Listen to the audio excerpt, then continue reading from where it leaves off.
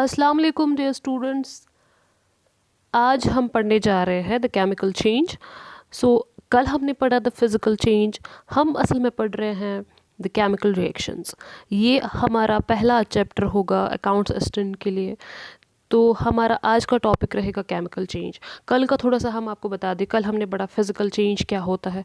Physical change के बारे में हमने पढ़ा कि फ़िज़िकल चेंज में क्या क्या चीज़ें होती है, कैसे हम डिस्क्राइब करेंगे किसी एग्जाम्पल को एज अ फिज़िकल चेंज। तो ये चीज़ें हमने कल देख ली। हमने देखा इवेपोरेशन, कंडेंसेशन, हमने देखा ये सारी प्रोसेसेस जो होती है फिज़िकल चेंजेस में आती है। आज हम स्टार्ट करने जा रहे हैं केमिकल चेंज को। ठीक है। आज पहला पॉइंट जो हम डिस्कस करने जा रहे हैं केमिकल चेंज के बारे में वो ये होगा कि केमिकल चेंजेस जो होती है वो होती है इरिवर्सिबल। ठीक है। यूजुअली मैंने लिखा है यूजुअली इरिवर्सिबल होती है। मतलब ये हुआ कि अगर आप केमिकल चेंज को लाते हो, अगर आप ए को बी में चेंज करते हो तो बी को वापस से ए में चेंज करना इम्पॉसिबल होता है। ठीक है। अगर आप कोई केमिकल चेंज करते हो तो उसमें रिवर्ट बैक करना इम्पॉसिबल होता है। मगर ये एक मतलब ऐसा पॉइंट नहीं है कि जो आपको ऐसे याद रखना है कि हाँ यही डेडलाइन है कि हम बी को वापस से ए में कन्वर्ट नहीं कर सकते हैं अगर ये केमिकल चेंज है। देखिए हमारे पास ऐसी भी केमिकल रिएक्शंस हैं जिसमें आप वापस से भी चेंज ला सकते हो। हाँ, बहुत सारी ऐसी केमिकल रिएक्शंस हैं जिनमें आप वापस से you can actually do the retrosynthesis, you can go back, you can go in the backward direction. और कोई केमिकल रिएक्शन तो ऐसी भी होती है जिसमें खुद ब खुद एक ऐसा पॉइंट आता है जहाँ पे जो आपका जो ये बी है ये खुद ब खुद वापस से ए में कन्वर्ट होने लगेगा। चलिए वो तो एक बहुत ही बड़ा टॉपिक है, वो इक्विलिब्रियम का है, कॉन्सेप्ट है, जिसमें हम ये पढ़ते हैं कि रिवर्सिबल रिएक्शंस में वापस से भी चेंज आती है। मगर यहाँ पे जो हम याद रखेंगे वो यही होगा कि अगर फिज़िकल चेंज रिवर्सिबल होती है, आप ये याद रखोगे अगर फिज़िकल चेंजेस रिवर्सिबल होती है तो आप ये याद रखिए कि केमिकल चेंजेस जो होती है वो इरिवर्सिबल होती है। ऐसे करके आप इस चीज़ को याद रखिएगा। मगर अगर आपको वहाँ पे ऐसे होगा कि क्या सारी की सारी केमिकल चेंजेस इरिवर्सिबल होती है, तो आपका जवाब होना चाहिए नहीं। ठीक है। सारी की सारी केमिकल चेंजेस इरिवर्सिबल नहीं होती है। यूजुअली केमिकल चेंजेस जो होती है इरिवर्सिबल होती है। ठीक है। In comparison to physical changes आगे हम बढ़ते हैं। जो कल हमने डिस्कस किया था केमिकल कंपोजिशन क्या होता है, हम उस चीज़ को वापस से अब डिस्कस नहीं करेंगे। हमने आपको बोला था कि केमिकल कंपोजिशन होता है किसी चीज़ कोई भी चीज़, कोई मैटर किस एलिमेंट का बना है, किस मॉलिक्यूल का बना है, उसी को आप बोलते हो केमिकल कंपोजिशन। फिर से हम आपको याद दिला देंगे, हमने आपको एग्जांपल्स भी दी थी कि अगर आपके पास लॉग है तो ये लॉग किस एलिमेंट का बना है। अगर कार्बन का बना है तो ये कार्बन हो गया इसका केमिकल कंपोजिशन। तो यहाँ पे हम पढ़ेंगे कि केमिकल चेंजेस में जो है केमिकल कंपोजिशन चेंज हो जाता है। अगर आप कोई केमिकल चेंज करोगे, अगर आप ए को बी में चेंज करेंगे, अगर एक ही केमिकल कंपोजिशन H2O है तो बी की केमिकल कंपोजिशन अब H2O नहीं होगी, बिल्कुल नहीं होगी। अगर H2O होगा तो वो एक केमिकल चेंज नहीं है, वो एक फिज़िकल चेंज है। ये बिल्कुल एक डेडलाइन पॉइंट है। ये आप अच्छे से याद रखिएगा कि जो केमिकल चेंजेस होती है उनमें केमिकल कंपोजिशन चेंज हो जाता है। ठीक है। फॉर एग्ज़ाम्पल अगर आपके पास है, सपोज आपको कोई बोल रहा है कि ए जो है बी में चेंज हो गया है। ठीक है। और ए की जो कंपोजिशन थी वो थी Na। Na क्या होता है? सोडियम होता है। Na सिंबल है सोडियम का। और बी की जो कंपोजिशन है वो है Na2O, सोडियम ऑक्साइड। तो क्या लग रहा है आपको, क्या ए की कंपोजिशन बी के कंपोजिशन की जैसी है? बिल्कुल नहीं है। ए की कंपोजिशन अलग है और बी की कंपोजिशन अलग है। अगर ऐसी कोई रिएक्शन हो गई है, ऐसी कोई चेंज हो गई है, तो ये कौन सी चेंज है? ये एक केमिकल चेंज है। ठीक है। ऐसे कोई आपको बोल रहा है, कोई आपको ऐसे बोल रहा है कि कार्बन डाइऑक्साइड जो है ऐसे करके वो वाटर के साथ मिला हुआ है, और उसने बनाया है ऐसे करके कोई चीज़ C6H12O6 ऐसे। तो क्या मुझे बोलिए, क्या ये जो मैंने ए यहाँ पे लिया है, क्या ये बी के जैसा है? नहीं है, ठीक है, डिफरेंट है। और जब चीज़ें डिफरेंट होती है, जब ए बी के जैसा नहीं होता है, तो वो एक केमिकल चेंज कहलाती है, ठीक है। आगे हम बढ़ते हैं। एक नया सब्सटेंस जो है बनता है केमिकल चेंज में, एक बहुत entirely new substance is formed in a chemical change. अगर आपने सोडियम लिया था और आपको मिला Na2O, जिसको आप बोलते हो सोडियम ऑक्साइड। फिलहाल आप इसकी तरफ मत जाइए कि ये मैम क्या लिख रही है, ये क्या है, NaO ये क्या है। आप फिलहाल ऐसे ही देखिए कि ये जो ए मैंने लिया था ये बी के जैसा नहीं है, ये मैं आपको दिखाना चाहती हूँ। यहाँ पे जो बी बन गया है, ये जो बी यहाँ पे बन गया है, ये इंटायरली डिफरेंट कंपाउंड है, और ए एक इंटायरली डिफरेंट कंपाउंड है। दोनों इंटायरली डिफरेंट जो है एलिमेंट्स हैं या फिर कंपाउंड्स हैं। तो अगर ऐसे करके बात होती है तो ये डेफिनेटली एक केमिकल चेंज कहलाती है, डेफिनेटली एक केमिकल चेंज कहलाती है। इस चीज़ को आप ध्यान में रखिएगा, ठीक है। और यहाँ पे देखिएगा, अगर आपके पास एक नया सब्सटेंस जो नया सब्सटेंस बनता है, मैंने यहाँ पे एक एग्जांपल ली है, अगर आप देख सकते हो इस एग्जांपल को। यहाँ पे देखिएगा, ये एक एग्जांपल है, इसको जूम कर लेते हैं, ठीक है, इसको हम जूम कर लेते हैं। आपके पास एक एग्जाम्पल है यहाँ पे, जहाँ पे मैंने लिया हुआ है hydrogen plus oxygen gives H2O। Hydrogen combine हुआ है ऑक्सीजन के साथ और उसने दिया है वाटर। आपको इतना तो पता होगा कि ये हाइड्रोजन होता है और ये ऑक्सीजन होता है और इसको वाटर बोलते हैं। हाइड्रोजन का सिंबल होता है H, मगर पाया जाता है नेचर में in the form of H2। Oxygen का सिंबल होता है O, मगर नेचर में पाया जाता है in the form of O2। ऐसे ही वाटर का जो फॉर्मूला होता है वो होता है H2O, ठीक है। सो ऐसे करके चीज़ें होती है। यहाँ देखिएगा, यहाँ पे ये रिएक्शन हो चुकी है, यहाँ पे एक केमिकल चेंज हो चुकी है। कैसे आपको समझ में आ गया एक केमिकल चेंज हो चुकी है? क्योंकि यहाँ पे H2 है और यहाँ पे O2 है, तो यहाँ पे H2O है। गरज कि ये जो पोर्शन है ये इसके जैसा नहीं है, बिल्कुल भी नहीं है, इसके जैसा बिल्कुल भी नहीं है। दिखने से ही समझ में आ रहा है कि इसके जैसा नहीं है। तो दिस मीन्स ये एक केमिकल चेंज है। अगर आप देखेंगे तो ये जो चीज़ यहाँ पे मिला है मुझे, ये जो यहाँ पे चीज़ मिला है जिसको आप वाटर बोलते हो, ये वाटर और यहाँ पे जो चीज़ें आपस में कंबाइन हो चुकी है, कौन कौन सी चीज़ें कंबाइन हो चुकी हैं? हाइड्रोजन हो चुका है ऑक्सीजन के साथ। हाइड्रोजन जो है ये फ्यूल माना जाता है, फ्यूल होता है हाइड्रोजन। फ्यूल होता है वो चीज़ जिसको आप जो कंबस्टेबल होता है, जिसको आप हीट के लिए इस्तेमाल करते हैं, ठीक है, उस चीज़ को फ्यूल बोलते हैं। आप हाइड्रोजन को एज अ फ्यूल मानते हैं। ऐसी ऑक्सीजन जो होता है, ऑक्सीजन सपोर्ट करता है कंबशन को, सबको पता होगा। ऑक्सीजन के बगैर कंबशन जो होती है, कंबशन होता है जलना, किसी चीज़ का जलना, ठीक है। सो कोई चीज़ ऑक्सीजन के बगैर नहीं जल सकता है, तो ऑक्सीजन का होना बहुत ही ज़रूरी होता है किसी चीज़ के जलने के लिए। तो यहाँ पे हाइड्रोजन जो है, हाइड्रोजन एक फ्यूल माना जाता है, ऑक्सीजन जो है ये सपोर्ट करता है कंबशन को। दोनों जब आपस में मिल गए हैं, इन्होंने एक ऐसा सब्सटेंस बनाया है जो माना जाता है एक्सटिंग्विशर। एक्सटिंग्विशर समझ में आ रहा है? जो आग को बुझाता है गरज के। मेरे बोलने का मतलब क्या है यहाँ पे, समझिए इस बात को। मेरे बोलने का मतलब ये है कि इसकी प्रॉपर्टी है एज अ फ्यूल इस्तेमाल होता है। ऑक्सीजन की प्रॉपर्टी है ये सपोर्ट करता है कंबशन को। मगर जब ये दोनों चीज़ें आपस में मिलती है तो वहाँ पे जो चीज़ हमें मिल जाता है वो आग को बुझाने का काम करता है। ये इसकी प्रॉपर्टी है। अगर इसकी प्रॉपर्टी कितनी चेंज हो गई है, बहुत ही ज़्यादा। केमिकल रिएक्शंस या केमिकल चेंजेस की यही खसूसियत होती है। ये जब भी एक केमिकल चेंज होती है उसमें प्रॉपर्टीज़ जो होती है, प्रॉपर्टीज़ जो होती है वो इंटायरली चेंज हो जाती है, इंटायरली चेंज हो जाती है। ऐसी अगर आप दूसरी एग्जांपल देखें, यहाँ पे दूसरी एग्जांपल है हमारे पास, सोडियम जो है वो कंबाइन हो चुका है क्लोरीन के साथ और इसने बनाया है सोडियम क्लोराइड।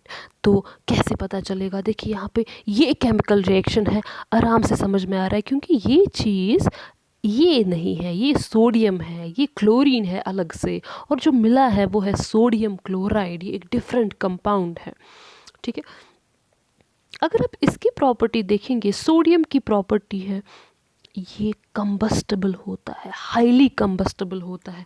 आपने बहुत बार सुना होगा कि सोडियम को आप केरोसिन में रखते हैं, सोडियम को आप केरोसिन में प्रिजर्व करके रखते हैं, क्योंकि जब भी वो केरोसिन से हम उसको बाहर निकालते हैं वो जल्दी से आग पकड़ लेता है, वो जल जाता है। सोडियम जो है वो जल जाता है क्योंकि वो बहुत ही हाईली रिएक्टिव होता है।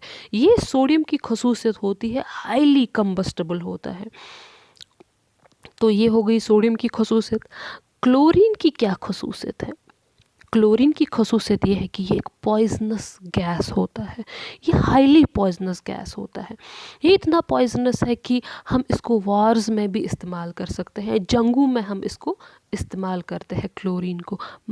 But when these two things combine together, when they bring about A change, जब चेंज आती है तो चेंज कुछ ऐसे आती है कि आपको मिलता है वहाँ पे सोडियम क्लोराइड। और सबको पता होगा कि सोडियम क्लोराइड के बगैर हम कोई चीज़ नहीं खाते हैं। हर किसी चीज़ में डाला जाता है सोडियम क्लोराइड, जिसको आप बोलते हो सॉल्ट, ठीक है। सॉल्ट जो है एडिबल होता है। देखिए कितनी चेंज आती है एक केमिकल रिएक्शन के ज़रिए।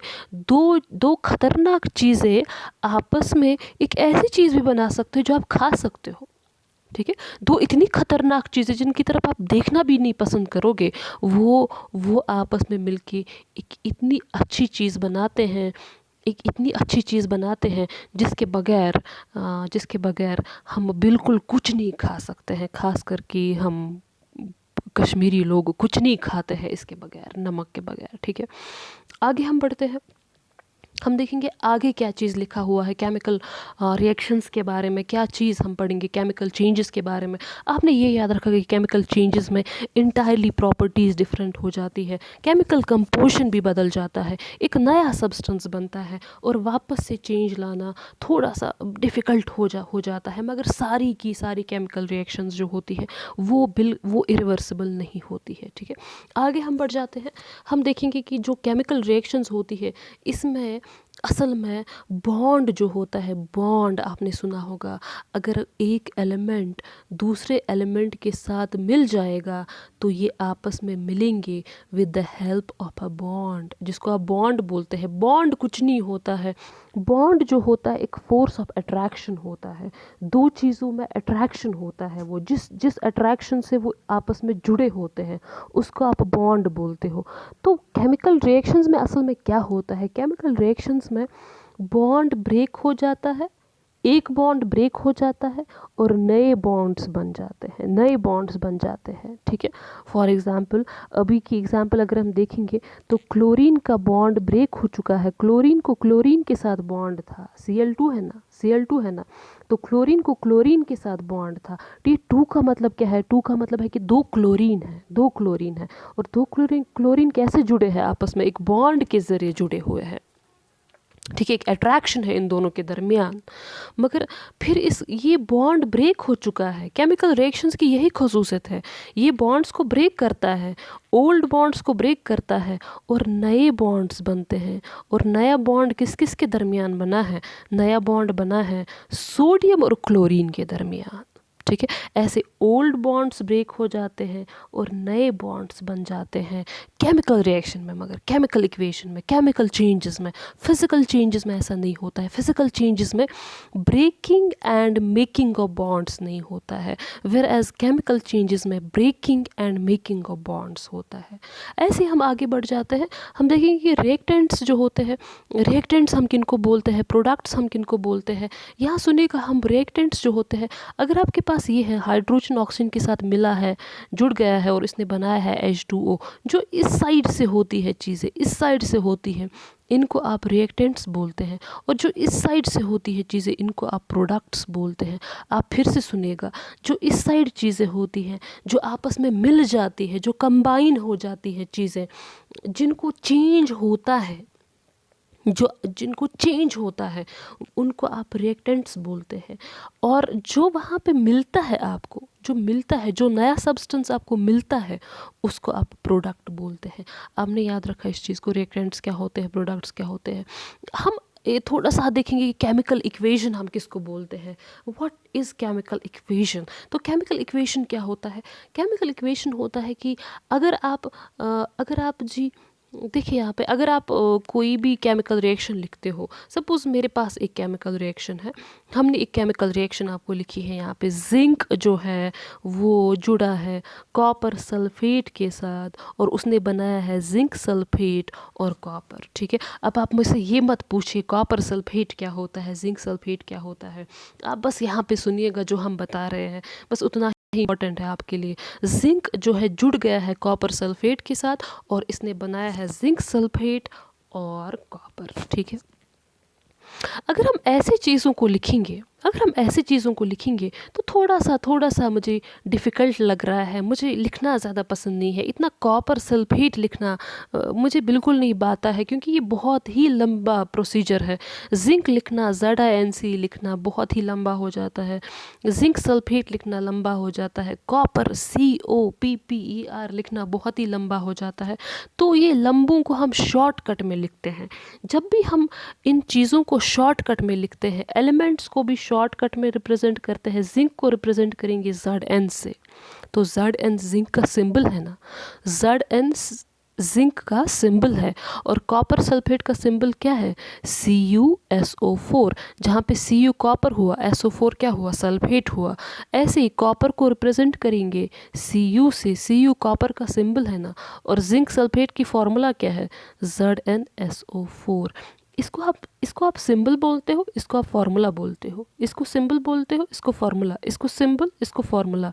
तो सिंबल क्या होता है? सिंबल होता है जब आप एलिमेंट्स को रिप्रेजेंट करते हो, जब आप एलिमेंट्स को शॉर्टकट में रिप्रेजेंट करते हैं। सपोज कार्बन को C से, ऑक्सीजन को O से, नाइट्रोजन को N से, ठीक है। ऐसे ही मैग्नीशियम को Mg से, इसको सिंबल्स बोलते हैं। फार्मूला क्या होता है? फार्मूला होता है जब आप मॉलिक्यूल्स को रिप्रेजेंट करते हो उनके शॉर्टकट मेथड से। जैसे सपोज वाटर को रिप्रेजेंट करते हैं H2O से, ठीक है। सोडियम क्लोराइड को रिप्रेजेंट करते हैं NaCl से। इनको फार्मूला बोलते हैं, इनको सिंबल बोलते हैं, ठीक है। तो जब आप इसी केमिकल रिएक्शन को सिंबल्स और फार्मूलाज से रिप्रेजेंट करेंगे, ये सिंबल हुआ, ये फार्मूला हुआ, ये फार्मूला हुआ, ये सिंबल हुआ। सो फार्मूलाज उस सिंबल से रिप्रेजेंट करेंगे, उसको आप बोलेंगे केमिकल इक्वेशन, ठीक है। सो आगे हम देखेंगे आगे की क्या एग्जाम्पल्स है। आगे एग्जाम्पल्स है, और भी इसमें एग्जाम्पल्स है हमारे पास जो केमिकल हम पढ़ रहे हैं, असल में केमिकल चेंजेस क्या होती हैं। और केमिकल चेंजेस में और भी एग्जाम्पल्स है हमारे पास। डाइजेशन भी एक केमिकल चेंज है। अगर ये केमिकल चेंज नहीं होती तो एनर्जी कहाँ से लिबरेट हो जाती? वहाँ पे फूड की जो होती है, फूड की ग्लूकोज की हो जाती है केमिकल रिएक्शंस, ठीक है। कंबशन मतलब किसी भी चीज़ का जलना, किसी भी चीज़ का जलना माना जाता है केमिकल रिएक्शन। किसी भी चीज़ का जलना माना जाता है केमिकल रिएक्शन, चाहे वो पेपर का जलना हो, चाहे वो वुड का जलना हो, चाहे वो किसी भी चीज़ का जलना हो, वो एक केमिकल रिएक्शन ही होता है। फोटोसिंथेसिस भी केमिकल रिएक्शन होता है। सबको पता होगा फोटोसिंथेसिस में क्या होता है। फोटोसिंथेसिस में कार्बन डाइऑक्साइड वाटर के साथ मिलके बनाता है ग्लूकोज बनाता है, ग्लूकोज बनाता है और ऑक्सीजन लिबरेट हो जाता है। ये भी एक केमिकल रिएक्शन ही है फोटोसिंथेसिस, जो कि ग्रीन प्लांट्स में होता है। रेस्पिरेशन, रेस्पिरेशन फोटोसिंथेसिस का उल्टा होता है, उल्टा होता है, जहाँ पे जो ग्लूकोज है वही कन्वर्ट हो जाता है वापस से कार्बन डाइऑक्साइड में। तो रेस्पिरेशन भी एक केमिकल चेंज है। कोरोजन हम आगे जाके डिस्कस करने वाले हैं, रेंसिडिटी भी आगे जाके डिस्कस करने वाले हैं। कर्ड फॉर्मेशन भी एक केमिकल चेंज है। हर एक एग्जाम्पल को हम डिस्कस नहीं कर सकते हैं, जो इम्पॉर्टेंट है वही हम डिस्कस करेंगे। आप बस इतना याद रखिए, ये बस आप याद रखिएगा, digestion, combustion, photosynthesis, respiration, curd formation, ये सारे के सारे केमिकल चेंजेस है। गरज की जब भी केमिकल कंपोजिशन चेंज हो जाता है वो केमिकल रिएक्शन ही कहलाता है। ठीक है, आगे देखेंगे बैलेंसिंग के बारे में हम पढ़ेंगे। ठीक है, बैलेंसिंग तो उतना इम्पॉर्टेंट नहीं हमारे लिए कि बैलेंसिंग वैसे करके नहीं आ सकता है, मगर बैलेंसिंग के बारे में हमें थोड़ा पता होना चाहिए कि बैलेंसिंग क्या होता है और क्यों ज़रूरी होता है बैलेंसिंग। देखिए, बैलेंसिंग कैसे आप लोग समझेंगे। देखिए, एक लॉ आया है जिसको आप बोलते हो लॉ ऑफ कंजर्वेशन ऑफ मास। पहले हम यही बताएंगे कि लॉ ऑफ कंजर्वेशन ऑफ मास क्या होता है। ये दिया है एक साइंटिस्ट ने। असल में आप लोगों ने कभी नाम सुना है law of laws of chemical combinations. Laws of chemical combinations बहुत होते हैं, जैसे कि law of conservation of mass है, law of multiple proportion, law of constant proportion. ठीक है, लॉ ऑफ रेसिप्रोकल प्रोपोर्शन, इनको बोलते हैं लॉज ऑफ केमिकल कॉम्बिनेशंस, मगर वो थोड़े से हाई लेवल है। ठीक है, वहाँ पे सबसे जो पहला लॉ आता है वो आता है law of conservation of mass. ये law of conservation of mass दिया है फादर ऑफ केमिस्ट्री ने, जिसका नाम है एंटोनी लेवाइजर। उसी ने दिया है लॉ ऑफ कंजर्वेशन ऑफ मास। और बताता क्या है लॉ ऑफ कंजर्वेशन ऑफ मास, नाम से ही हम लोगों को पता चलना चाहिए कि क्या होता है लॉ ऑफ कंजर्वेशन ऑफ मास। क्या बोलता है कि मास जो है वो कंजर्व रखते नहीं है, रहता है। मास जो है वो कंजर्व रहता है नेचर में। इसका क्या मतलब होता है? मतलब ये होता है कि मास जो है, ना तो मास डिस्ट्रॉय होता है और ना ही मास बना सकते हैं। ना ही आप मास को क्रिएट कर सकते हो और ना ही आप मास को डिस्ट्रॉय कर सकते हो। आप मास को सिर्फ और सिर्फ कन्वर्ट कर सकते हो। ठीक है, फिर से हम एक बार बताते हैं, अगर अल्लाह ताला ने नेचर में कुछ मैस रखा हुआ है, नेचर में कुछ अमाउंट ऑफ मैस रखा हुआ है, ये अमाउंट ऑफ मैस क़यामत तक उतना ही रहेगा। ना ही कोई इंसान इस मैस को डिस्ट्रॉय कर सकता है और ना ही कोई इंसान मैस को क्रिएट कर सकता है। हाँ, सिर्फ और सिर्फ वो मैस को कन्वर्ट कर सकता है, एक शक्ल से दूसरी शक्ल में कन्वर्ट कर सकता है। इस चीज़ को लॉ ऑफ कंजर्वेशन। तो ये law of conservation of mass chemical changes में भी अप्लाई होता है और फिजिकल चेंजेस में भी अप्लाई होता है। यहाँ पे हम केमिकल चेंजेस की बात कर रहे हैं, तो लॉ ऑफ कंजर्वेशन ऑफ मास जो है वो केमिकल चेंजेस में भी कंजर्व रहता है।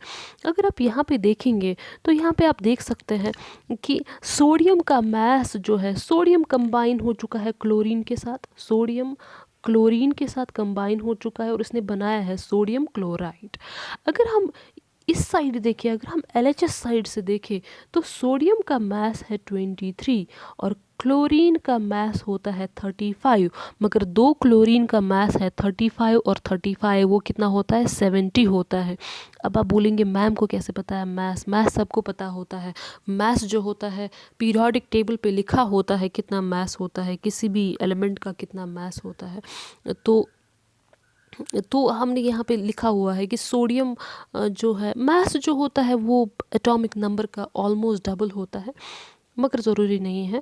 फ़िलहाल आप इतना ही सुनिए कि एटॉमिक मास का डबल होता है, एटॉमिक नंबर का डबल होता है एटॉमिक मास। अगर सोडियम का एटॉमिक नंबर 11 है तो इसका एटॉमिक मास 22 है, ऑलमोस्ट डबल है ना, 23 है। क्लोरीन का एटॉमिक नंबर 17 है तो एटॉमिक मास डबल है, 17 और 17 कितना होता है, 34 होता है, तो 35 है, 35 है, उतनी डिफरेंस नहीं है। बस आगे जाके बहुत डिफर करता है मास, ठीक है। तो फिलहाल यहाँ देखिएगा सोडियम का मास है 23, क्लोरीन, 2 क्लोरीन का मास है 70, तो टोटल कितना है 23 और 70 कितना हुआ 93 ग्राम्स लिखा है मैंने ग्राम एटॉमिक मास लिखा है, ग्राम्स में होता है मास, ठीक है।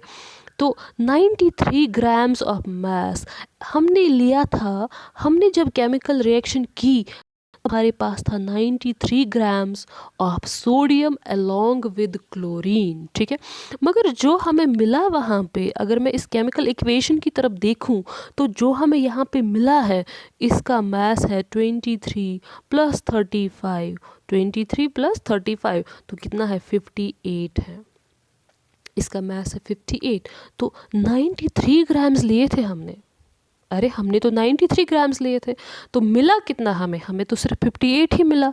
तो ये मास कहाँ गया, तो दिस मीन्स क्या 35 ग्राम मास डिस्ट्रॉय हो चुका है केमिकल रिएक्शन के दौरान, क्या क्या 35 grams of mass chemical reaction के दौरान ख़त्म हो चुका है, डिस्ट्रॉय हो चुका है। मगर ये तो इस लॉ को वायलेट करता है, ये तो इस लॉ को वायलेट करता है। किस लॉ को वायलेट करता है, लॉ ऑफ कंजर्वेशन ऑफ मास को तो ये वायलेट करता है, ठीक है। और मगर लॉ ऑफ कंजर्वेशन ऑफ मास तो बिल्कुल सही है, वो तो बिल्कुल सही है।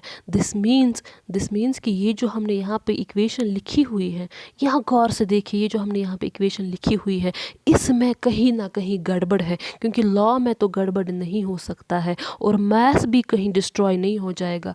दिस मीन्स इसी इक्वेशन में कहीं ना कहीं पे गड़बड़ ज़रूर है, और वो गड़बड़ ठीक करने के लिए हम करते हैं बैलेंसिंग। तो वही बैलेंसिंग हम कल से स्टार्ट करेंगे कि बैलेंसिंग क्या होता है, कैसे आप एक केमिकल इक्वेशन को बैलेंस कर पाते हो, ठीक है, वो हम कल जाके देखेंगे।